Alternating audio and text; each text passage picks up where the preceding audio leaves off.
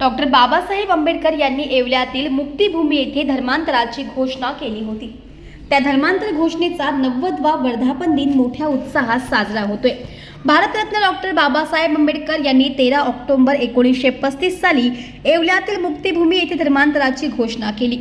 शहरातील या मुक्तिभूमीवर दरवर्षी धर्मांतर घोषणेचा वर्धापन दिन निमित्त संपूर्ण भारतातून मुक्तिभूमी येथे क्रांतीस्तंभाला मानवंदना देण्यासाठी लाखोंच्या संख्येने भीमसैनिक येतात। यावर्षी धर्मांतर घोषणेचा 90वा वर्धापन दिन मोठ्या उत्साहात साजरा होत असून सकाळी क्रांतीस्तंभास मानवंदना करत शहरातून धम्म रॅली काढण्यात येऊन पंचशील ध्वजाचे ध्वजारोहण करण्यात आले। सकाळपासूनच भीम अनुयायांनी मुक्तिभूमी येथे येऊन क्रांतीस्तंभास मानवंदना करत आहेत।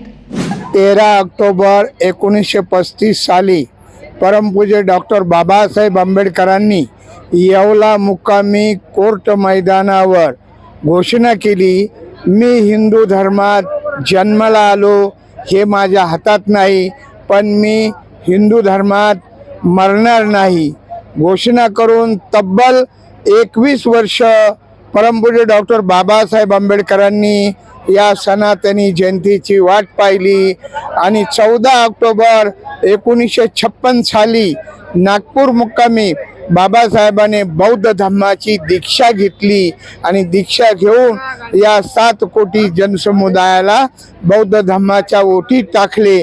म्हणून ही घोषणाभूमी सुरुवात आहे, नंतर नागपूर दीक्षाभूमी आहे आणि शेवट चैत्यभूमी हा अंतिम आहे। म्हणून या ठिकाणी परमपूज्य डॉक्टर बाबासाहेब आंबेडकरांनी जी धर्मांतराची घोषणा केली, या ठिकाणी संस्थेच्या माध्यमाने भारतीय बौद्ध महासभेच्या माध्यमाने 4 ऑक्टोबर ते 13 ऑक्टोबर या ठिकाणी सामनेर दीक्षा घेतली जाते। गृहस्थ आश्रमातील पुरुष या ठिकाणी सामनेर दीक्षा घेऊन बुद्धिस्ट होतात आणि धम्माचा प्रचार करतात।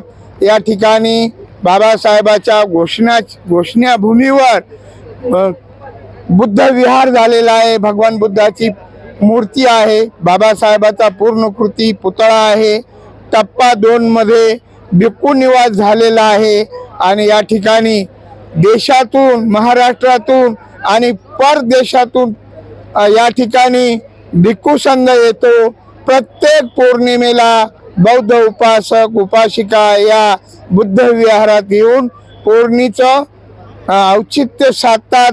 या विहारात येऊन या ठिकाणी भिक्षू लोक उपासकांना धम्म देशना देतात आणि म्हणून या 90व्या धर्मांतर घोषणेच्या वर्धापन दिनी अनेक जनसमुदाय या ठिकाणी येतो, अनेक या ठिकाणी साहित्य येतं। बाबासाहेबांनी लिहिलेले आणि ज्या महान युगपुरुषांनी लिहिलेले साहित्याचं झेंड्याचं अनेक या ठिकाणी हे होतं। म्हणून या ठिकाणी बाबासाहेबांनी केलेल्या घोषणेला लाखोचा जनसमुदाय येऊन अभिवादन करतो।